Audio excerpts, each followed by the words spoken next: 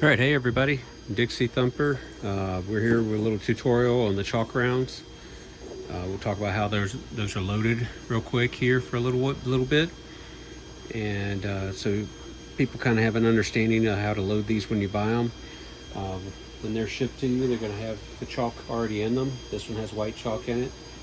It could come with any kind of color chalk. It just depends on what I have, and usually what I can get the cheapest. I do try to get some of the fluorescent green and fluorescent orange, just a little brighter to see. I have red and I have blue. The blue is kind of the hardest in my opinion to see, so I may not even get that anymore. And I also have yellow, and it's kind of the same. It's kind of hard to see as well. So I'll probably just stick with 4 colors from here on out. Probably white, the fluorescent orange, fluorescent green, and the red, more than likely. Anyway, if they come out with a new color, I'll try it out. So your rounds here are made up of basically 3 pieces, 5 components. Well, really 7, but hang on just a minute and I'll tell you. Let's grab something here.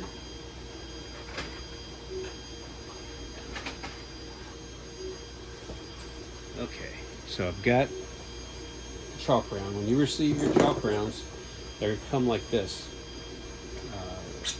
There'll be an empty casing, so you can see that it's got the powder cup in it. These are the new improved. They have the recess here, and they have a lip right here that allows this to kind of fit somewhat recessed in there. These are Cobra safe, so they will work in the Cobras. You don't have to worry about the projectile getting lodged in the Cobra barrel.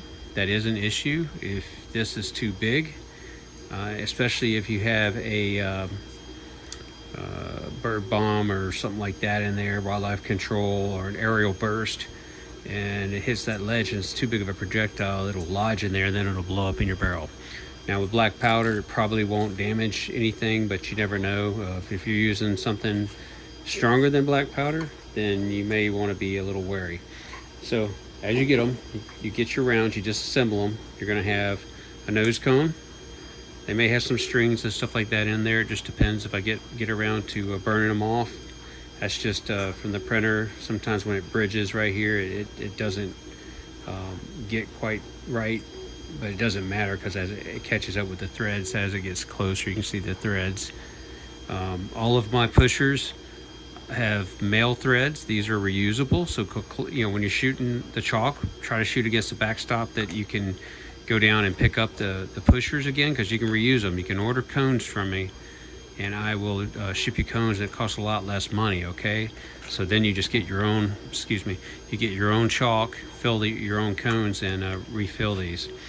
One of the things I do when I fill my chalk is, if you notice, this pusher's got a mound on it, and I put a corrugated cardboard piece in here on top of the chalk, and I fill the chalk right to where the threads are, put this piece on top, and then I screw this in.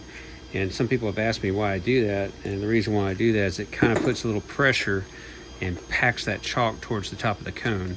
When you fill with chalk, make sure that you thump it to get it level, because chalk's fluffy and it'll settle.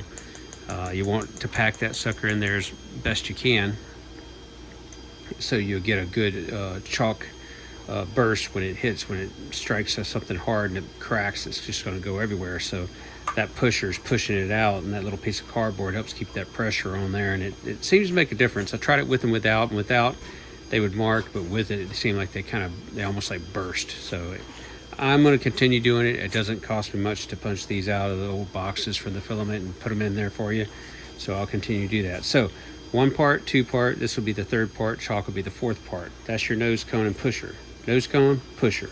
Nose cone, pusher. This is just a cardboard cutout. So I'm gonna set that away. All right, so, well, actually I'm gonna take that back.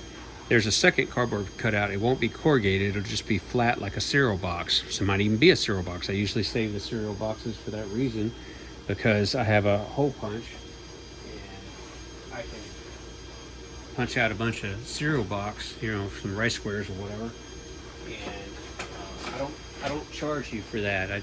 That's free on me, right? I was going to throw away. It takes my time, but I put it in there anyway. So with your case here, I call them bases. You know, on eBay they get weird about shells and words like that. AI is monitoring all the time. But this is a flare base or shell. Your pusher slides right down into it. That's how they should fit. Sometimes they're a little tighter. If they're tight and they hang in like that, you don't need to glue them in, okay? That's why I make them friction fit as much as possible. Sometimes you'll get some that are really loose. If they're loose, take a dot, like 1 dot, maybe 2 dots of hot glue, stick it on there real quick. When you're ready to load at the last minute, stick it down in there and give it a slight twist. It's just to spread that glue a little bit so it's not globbed in one area. And that's just to hold the nose in. That's it, hold the nose and pusher. When we're loading, first thing you're gonna do with this is you're gonna get those 209 primers. Remington STS are best, but either way, Remington or 209 primer, you're gonna take that primer. If this hole is really, really tight and it doesn't seem like it wants to go in, you're gonna get a drill with a 6mm drill bit. Keep that handy. And you can drill out that hole. You don't want to drill it out bigger than 6mm. 6mm is as big as I would personally go, because after that, your primer becomes loose in here, okay? And once it's loose, you can't tighten it up. You have to glue it or something in, and I don't like gluing it. So 6mm, your primer, you can start it with your thumb and you can set it down. I usually keep like a piece of wood to set it on. So if I'm priming, I'll put this on something solid surface, a table or a floor. Put the primer in there, take a wooden dowel and a hammer and tap it till it goes down in. You're gonna have to give it a little more than a lub tap. It's made to hold in there, so don't be afraid. And if you have a piece of wood, don't do it on your nice wood floors or your nice vinyl floors. Put a piece of 2x4 or 2x2 or something in there, so if it does pop, it pops against this and not on your nice floor. Okay, so cereal box we were talking about, right? That's why I reached down to pick up. There was one on the floor. So once you prime it, you're going to take and you're going to put between 40 and 50 grains of 777 is my suggestion for the load in this powder cup. This is called the powder cup. These shells will remain reloadable. I have one of my customers had 16 reloads on one before it finally split. So I'd say you got his money's worth out of it. 16 reloads. On the 17th one, it cracked. These pushers, he's got one that's got 15 reloads on it. So as long as, even if you get them and they're kind of deformed, you can heat them up a little bit with a heat gun and kind of stick it back in here and reform it. Twist it around, and even if it's loose, like I said, put a dot of glue, maybe 1 or 2 dots of glue, and give it a little half spin just to lock it in place, and you're good to go. So powder, I'd say between 40 and 50 grains 777. I normally do about 45 grains. I'm gonna probably reduce it down to 40. I've noticed excessive kick and smoke, and it doesn't seem to increase performance, so I'm gonna try 40 from here on out and see how well it does. Make sure it's all in that cup. You don't want it overflowing this cup, okay? More of this powder is not necessarily better. It's actually wasteful and dangerous, okay? You don't need that much powder to push this projectile, even with the chalk in it, out, okay? This is all designed to capture all the force. See how this nests down in there, and it creates a double wall. It meets the ledge at the bottom, so your blast chamber is all contained, and that pushes all that power into this projectile. That's why if they're all good and weighted in the front, they will stabilize. They'll yaw, and they may even tumble once or twice, but they'll come back, and they'll at longer distances, and you'll see they'll stabilize, because it's like throwing a sock full of sand through the air. Same concept, okay? They don't have rifling in a 37. You don't necessarily need it, but you know, this is the best we can do with this platform, and these work really well. They stabilize pretty damn good. I've got customers hitting man-sized targets. Not that you're supposed to aim these at men, but it's a silhouette, and they're hitting those at 150 yards. They're hitting the target in the silhouette. So, okay, so powder, you've already primed it. You've added your 40 to 50 grains of powder. You're going to take one of these cards, and you're going to, what I do is I take a sharp awl, stick it through there, and then I take some hot glue and I draw a bead of glue on it and turn it upside down with that awl and stick it down in there and hold it, and then reach my finger and pull the awl out so it doesn't pull off. and then I rub my finger all the way around this and the bottom just to make sure it gets a good seal. The only purpose this serves is to hold that powder in that powder cup. We want that powder to be directly underneath this blast chamber when it goes off. That way all that powder that power is concentrated right behind this, okay? That's the reason why we do this. If you have powder outside of that, it's going to blow out the sides and you're going to get variable performance, probably lacking. You want the push to be dead center so it goes down the barrel centered.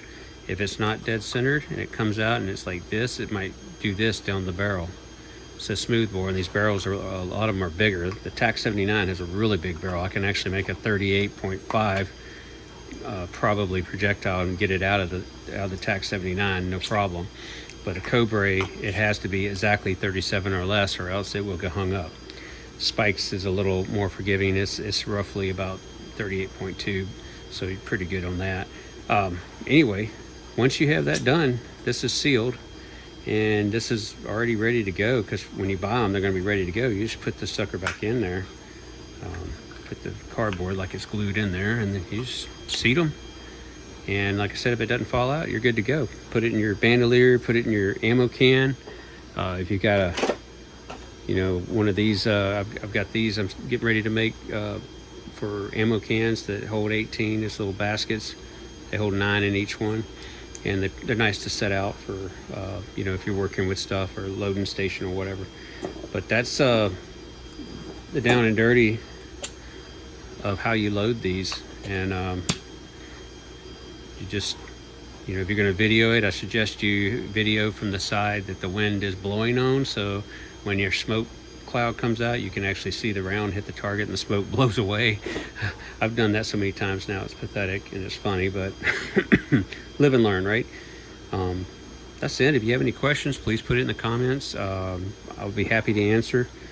The chalk, you can, if you're worried about expensive chalk, it's not too bad. You can get it the 5-pound line marking chalk for about usually anywhere from $10 for like the red. You can see the red for 10 all the way up to like 18 for the fluorescent green. The better, brighter colors seem to be a little bit more. If they're too expensive for you, cut it 50-50 with baking soda. That does work. The puff is not as big and powdery. It's more of a splash when it hits, but it's still noticeable and it still works fine.